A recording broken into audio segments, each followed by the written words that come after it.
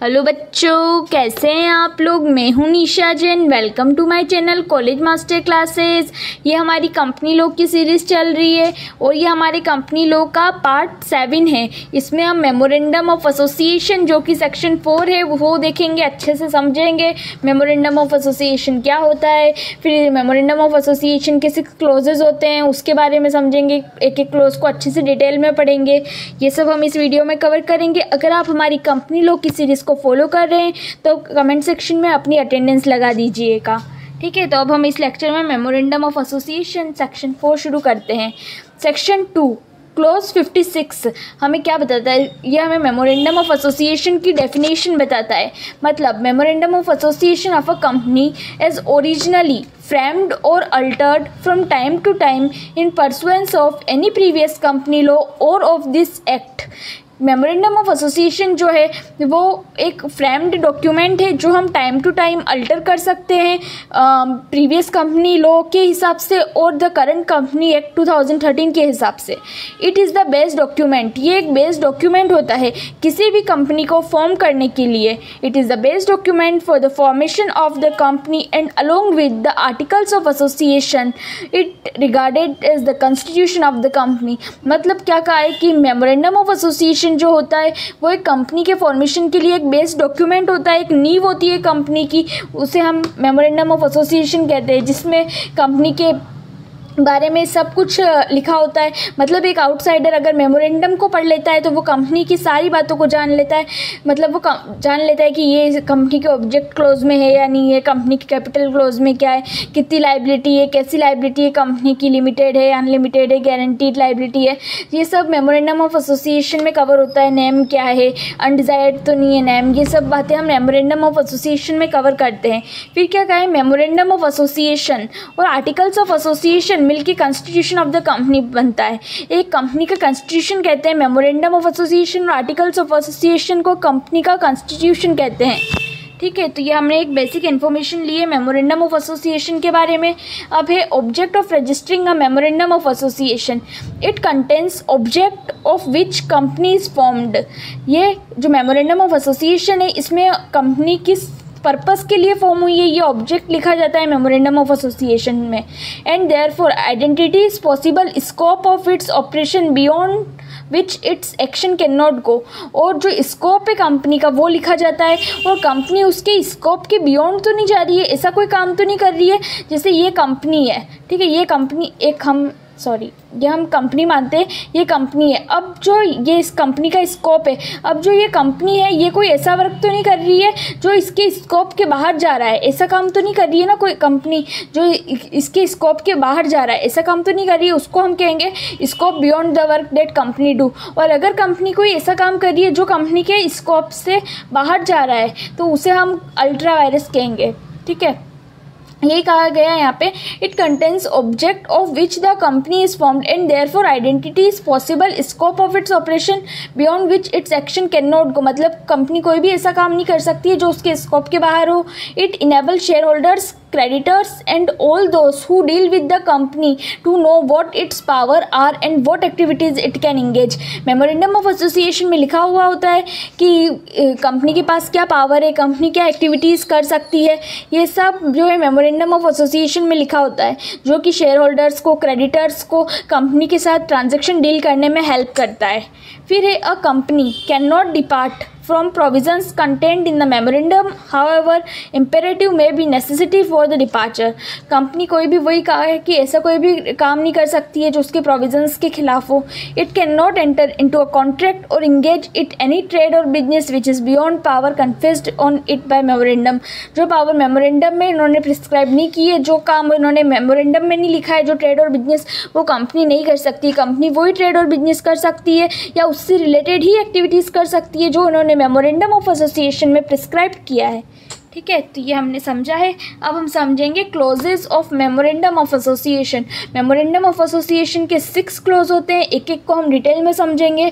इसमें फर्स्ट है हमारा नेम क्लोज, फिर है ऑब्जेक्ट क्लोज। नेम क्लोज में कंपनी के नेम की बातें होगी, कितने टाइम पहले नेम रिजर्व करना पड़ता है, और न्यू कंपनी है तो क्या प्रोविज़न है, एग्जिस्टिंग कंपनी है तो क्या प्रोविज़न है, ये सब बात हम नेम क्लोज में करेंगे। फिर हमारा है ऑब्जेक्ट क्लोज। ऑब्जेक्ट क्लोज में हम कंपनी के ऑब्जेक्ट के बारे में बात करेंगे।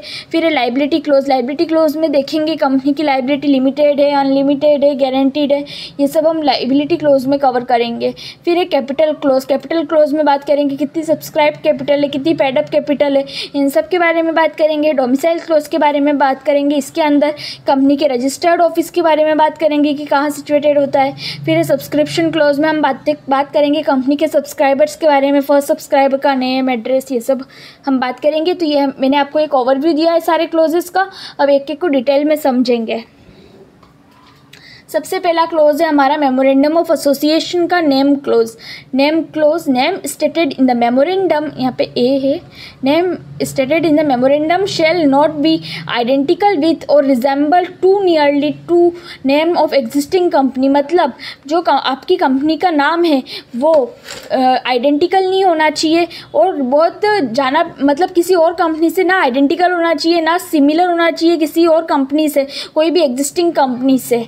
Be such that its use by company will constitute an offence under any law or is undesirable in the opinion of the central government। और वो कोई ऐसा नाम भी नहीं रखना चाहिए आपको आपकी कंपनी का जो सेंट्रल गवर्नमेंट मना करती है रखने को, ऐसा कोई नाम भी नहीं रखना चाहिए जो लॉ के खिलाफ जा रहा हो, जो नाम, कोई ऐसा ऑफेंसिव नाम नहीं रखना चाहिए। तो क्या कहा इसमें कि आपको मेमोरेंडम में कोई भी ऐसा नाम नहीं रखना चाहिए जो अगर एग्जिस्टिंग कंपनी से सिमिलर और आइडेंटिकल हो, ऐसा नाम नहीं रखना चाहिए। और दूसरा ऐसा नाम नहीं रखना चाहिए जो सेंट्रल गवर्नमेंट जिस नाम के लिए मना करे या वो लॉ के खिलाफ हो, ऐसा कोई नाम आपको नहीं रखना चाहिए। अब इसमें एक बात की थी कि अनडिज़ायरेबल नेम। अनडिज़ायरेबल नेम हम किसे कहते हैं? अनडिज़ायरेबल नेम मतलब company shall not be registered with a name with content any word और expression which is likely to give impression that company is in any way connected with having patronage of CG and central government and state government और any local authority, corporation और body constituted by central government और state government. क्या कहा है कि undesirable name हम उससे कहते हैं जो कि किसी भी तरह से आपकी कंपनी को ये नहीं दर्शाए कि आप जो है वो सेंट्रल गवर्नमेंट या स्टेट गवर्नमेंट से बिलोंग करती हो। मतलब किसी ने रख दिया कि किसी ने ऐसा नाम रख दिया, उसके पीछे सेंट्रल गवर्नमेंट लिख दिया, तो अगर वो जैसे सुशील प्राइवेट लिमिटेड सेंट्रल गवर्नमेंट, अगर ऐसा नाम रख दिया है तो अब वो जो नाम है वो सेंट्रल गवर्नमेंट को दर्शा रहा है, या कोई भी स्टेट गवर्नमेंट हो उसका नाम पीछे लगा दिया, या ऐसा कोई नाम रख दिया जो इंडिया को दर्शा रहा है, जो अपनी कंट्री को, नेशनलिटी को दर्शा रहा है। आप ऐसा कोई भी नाम नहीं रख सकते हो, उसको हम अनडिज़ायरेबल नाम में काउंट करते हैं। और जो लॉ है कंपनीज एक्ट 2013 वो ऐसा नाम रखने के लिए मना करता है। ठीक है, तो ये बात है नेम क्लोज में। उसके बाद है अब रिजर्वेशन ऑफ नेम के बारे में बात करेंगे। अभी तक हमने जो है नेम क्लोज में नेम स्टेट कैसे नाम मेमोरेंडम में हम नहीं रख सकते वो समझा था, अनडिज़ायरेबल नेम क्या होता है वो समझा था। अब है रिजर्वेशन ऑफ नेम, मतलब हम नाम तो हमने रख लिया, फिर उसको कैसे रिजर्व करते हैं, और न्यू कंपनी है तो क्या प्रोविज़न है, और एग्जिस्टिंग कंपनी है तो क्या फॉर्म हमें फिल करना पड़ेगा उसके बारे में। The name of proposed company, new company, अगर कोई भी न्यू कंपनी है तो उसके लिए हमें स्पाइस फॉर्म भरना पड़ेगा और फिर उसके थ्रू नाम रिजर्व होगा। और अगर कोई एग्जिस्टिंग कंपनी अपना नाम चेंज करना चाहती है तो वो रन फॉर्म फिल करेगी और उसके थ्रू नाम को रिजर्व करेंगे। ठीक है, तो reserving the name if ROC satisfied में results the name of the company for a period. अगर in case of new company, अगर न्यू कंपनी को नाम रिजर्व करना है तो वो 20 डेज, उसको 20 डेज मिलेंगे, 20 days from the date of approval. जिस दिन से अप्रूवल मिला उससे 20 दिन तक का टाइम मिलेगा और नाम रिजर्व रखे रहेगा।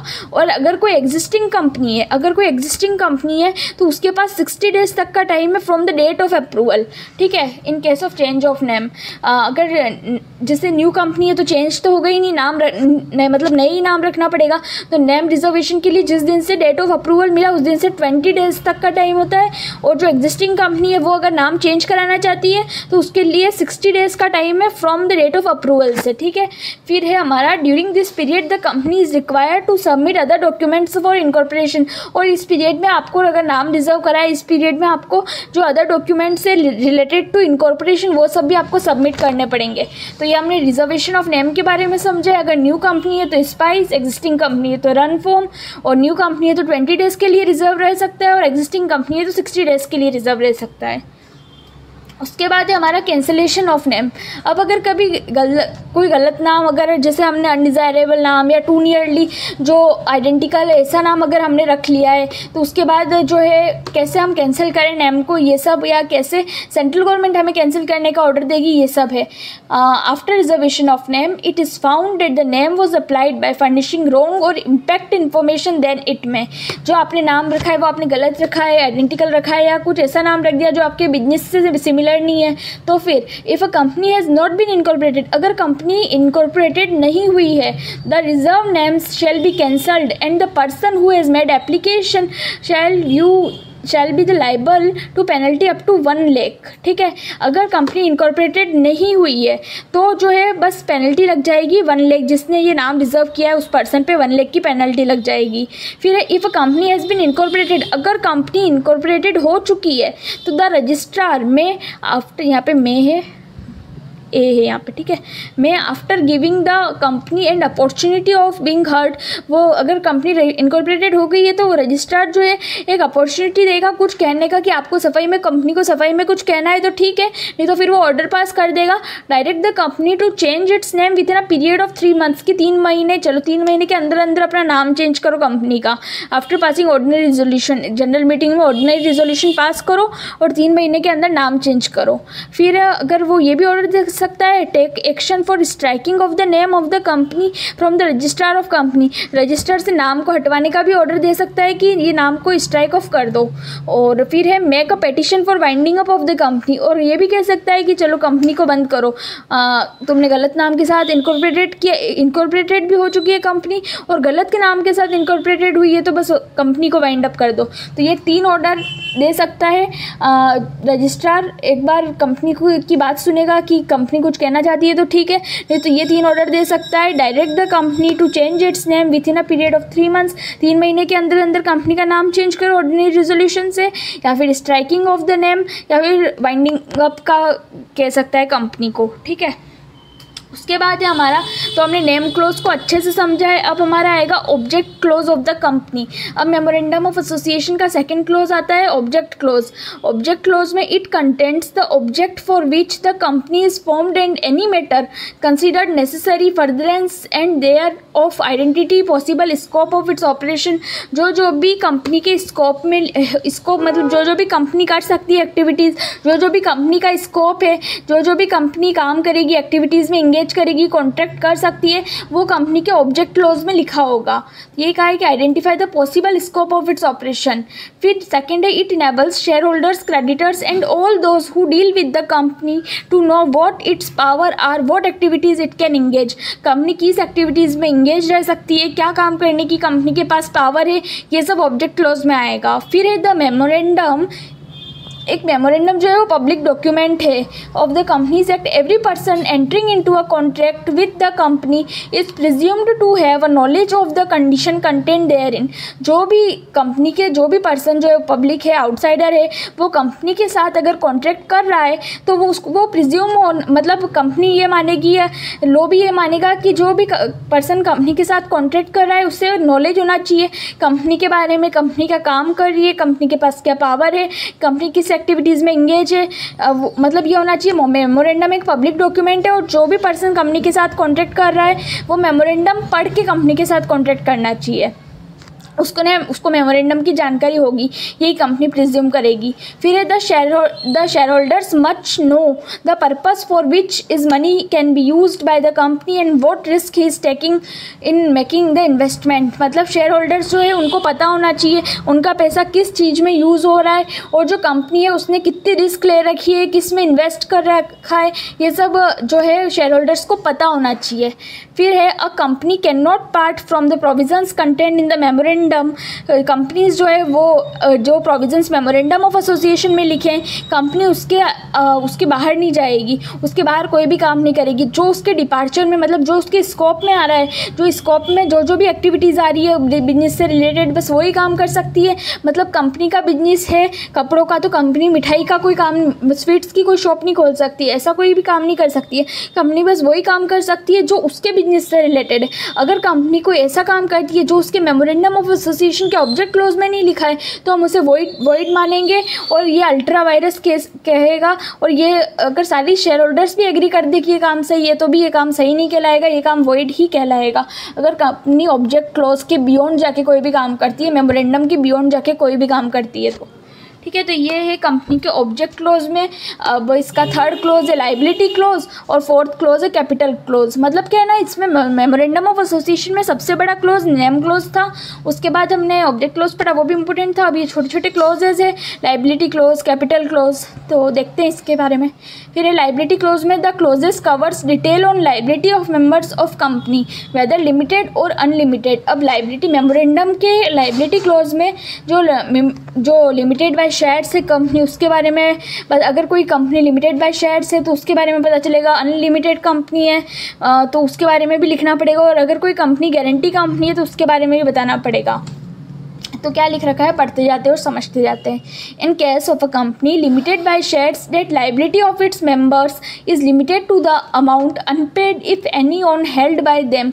लिमिटेड लाइबिलिटी में ये कहा गया है कि एक जो मतलब जो शेयर होल्डर्स है वो उतनी लाइबिलिटी तक लिमिटेड है जितना उनका अनपेड अमाउंट ऑफ शेयर्स है। मतलब अगर 10 रुपये का शेयर है और उन्होंने 7 रुपये कॉल की से मांग लिए, तो अब बस जो शेयर होल्डर्स है वो 3 रुपये तक ही उनकी लाइबिलिटी है, ये कहा गया है। फिर है in case of a company limited by guarantee amount up to which the member undertake to contribute assets of the company event of its winding up to cost of charges and expenses of winding up for adjustment of right and contributories. क्या कहा है, guarantee company वो होती है जिसमें share holders ने बता रखा है कि जब मेमोरेंडम बना तभी बता दिया कि ये जो 3 लाख रुपए हैं ये हमारी गारंटी है, और इतना हम लोग एट द टाइम ऑफ अगर कभी भी कंपनी वाइंड अप होती है तो हम ये 3 लाख रुपए की गारंटी तक का अमाउंट दे सकते हैं। तो ये गारंटी कंपनी होती है, मतलब कंपनी उनसे फिर 3 लाख रुपए से ज़्यादा नहीं मांग सकती है।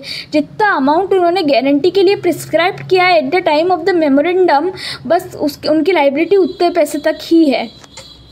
फिर है in case of a company having a share capital. अभी तक हमने लाइबिलिटी क्लोज के बारे में समझा, इसमें limited by shares, limited by guarantee और अनलिमिटेड कंपनी। अनलिमिटेड कंपनी में ये होता है कि कंपनी जो शेयर होल्डर्स है उनको अपने पर्सनल एसेट्स बेचकर भी कंपनी की लाइबिलिटी पूरी करनी पड़ेगी, ठीक है। अब फिर है, अब कैपिटल क्लोज के बारे में समझते हैं। In case of a company having a share capital, अगर कोई शेयर कैपिटल, एक कंपनी है जिसमें शेयर कैपिटल है, तो उसके लिए क्या है, amount of share capital with which company is to be registered and division thereof it to be a shares of a fixed amount and number of share with subscribe to memorandum agree to subscribe which shall not be less than 1 share. क्या कहा है, अगर कोई company share capital वाली company है तो memorandum of association जितने भी जो फर्स्ट सब्सक्राइबर्स है, जितने भी जो सब्सक्राइबर्स है जिन्होंने सब्सक्राइब कर रखे हैं शेयर्स को, वो कम से कम उन सब्सक्राइबर्स ने 1 शेयर तो अपने पास ले ही रखा हो। 1 से कम तो वो ले ही नहीं सकते। जो मेंबर्स है जिन्होंने सब्सक्राइब कर रखे हैं वो उनके पास कम से कम 1 शेयर होना ही चाहिए कंपनी का।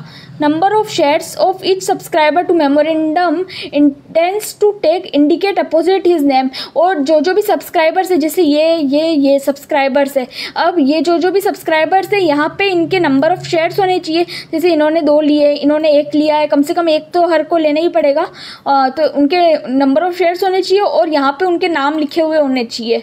तो ऐसा पूरा लिखा हुआ होना चाहिए, नाम कितने शेयर्स ले रखे, किसने कितने शेयर्स ले रखे, ये सब लिखा हुआ होना चाहिए। तो ये हमारे कैपिटल क्लोज के बारे में कहा गया है। उसके बाद आता है डोमिसाइल क्लोज। डोमिसाइल क्लोज में जो है रजिस्टर्ड ऑफिस, जहाँ कंपनी का रजिस्टर्ड ऑफिस सिचुएटेड है उसके बारे में बताया गया है। नेम ऑफ फेडरल स्टेट, जिस स्टेट में कंपनी का रजिस्टर्ड ऑफिस सिचुएटेड है या जिस स्टेट में कंपनी अभी वर्क कर रही है, अभी जैसे रजिस्टर्ड ऑफिस सिचुएट, कंपनी अभी इनकॉर्पोरेट हुई है, अब उसने अपना रजिस्टर्ड ऑफिस सिचुएटेड नहीं किया है, तो उसने एक जगह ली है, वहाँ पर वो कंपनी काम कर रही है, वहाँ पर एज ए रजिस्टर्ड ऑफिस चालू करके काम कर रही है, तो उसे भी हम डोमिसाइल क्लोज में कवर करेंगे। जहाँ कंपनी अपना रजिस्टर्ड ऑफिस, जिस स्टेट में अभी कंपनी अपना रजिस्टर्ड ऑफिस सिचुएटेड करके काम कर रही है उसे डोमिसाइल क्लोज के अंडर में आएगा। Name of federal state is mention where registered office is to be situated. जहाँ कंपनी का रजिस्टर्ड ऑफिस सिचुएटेड है, जहाँ कंपनी का सारा वर्क हो रहा है, वो डोमिसाइल क्लोज में आएगा। ठीक है। फिर है हमारा subscription clause. Subscription clause is the sixth and the last one of the mandatory and primary clauses of the memorandum of association. Subscription clause हमारा सिक्स्थ क्लोज है मेमोरेंडम ऑफ एसोसिएशन का। इससे पहले हमने 5 क्लोज देख लिए मेमोरेंडम ऑफ एसोसिएशन का। ये सिक्स्थ और लास्ट क्लोज है मेमोरेंडम ऑफ एसोसिएशन का, और ये एक मैंडेटरी और प्राइमरी क्लोज है। बहुत इंपॉर्टेंट क्लोज है subscription close. This close provides details of the first subscribers of the company. ये इसमें जो डिटेल्स लिखी हुई होती है फर्स्ट सब्सक्राइबर्स, जो भी फर्स्ट सब्सक्राइबर्स थे कंपनी के, उससे related details that you need for the subscriber clause of memorandum are the name, address, age and signature and pen etcetera of the first subscribers. और जो भी फर्स्ट सब्सक्राइबर्स हैं MOA के, उनका नाम लिखा हुआ होता है, उनका एड्रेस जो हो गया वो लिखा हुआ होता है, जो एज है उनकी वो लिखी होती है, और साथ में सामने उनके सिग्नेचर भी होते हैं। उनकी जो डॉक्यूमेंट्स है, ऑथेंटिकेशन डॉक्यूमेंट्स, जैसे आधार कार्ड हो गया, पैन कार्ड हो गया, ये सब फर्स्ट सब्सक्राइबर्स के जो है वो कंपनी को फाइल करने पड़ते हैं आरओसी को। जब भी वो फर्स्ट सब्सक्राइबर्स के ये सारे डॉक्यूमेंट्स देते हैं। सब्सक्रिप्शन क्लोज मेमोरेंडम का, जो मेमोरेंडम ऑफ एसोसिएशन का जो सब्सक्रिप्शन क्लोज है, उसमें ये सब डिटेल्स जो फर्स्ट सब्सक्राइबर्स से रिलेटेड अभी हमने देखी है, नेम हो गया, एड्रेस हो गया, एज हो गई, सिग्नेचर हो गया, Aadhaar card, PAN card, first subscribers का जो भी गवर्नमेंट आइडेंटिटी प्रूफ जो भी और लगता है, वो सब हमें इस मेमोरेंडम क्लोज के subscription close memorandum of association के सब्सक्रिप्शन क्लोज में देनी पड़ेगी। तो इसी के साथ हमने अभी तक मेमोरेंडम ऑफ एसोसिएशन के बारे में समझा था। उसके बाद इसके 6 क्लोजेस देखे थे। फर्स्ट था हमारा नेम क्लोज, ये जो सबसे बड़ा क्लोज था name close. Second object close, third capital liability close, capital close हो गया, डोमिसाइल क्लोज हो गया, सब्सक्रिप्शन क्लोज हो गया। हमने एक एक क्लोज को बहुत डिटेल में समझा है, मेमोरेंडम ऑफ एसोसिएशन को बहुत डिटेल में समझा है। ये वीडियो थोड़ी बड़ी रही होगी, पर इसमें हमने बहुत सारी कंसेप्चुअल क्लैरिटी ली है। और इसी के साथ आपको हमारी वीडियो पसंद आती हो तो हमारी वीडियो को लाइक करें, शेयर करें अपने फ्रेंड्स के साथ, और हमारे चैनल को सब्सक्राइब करें। Thank you guys.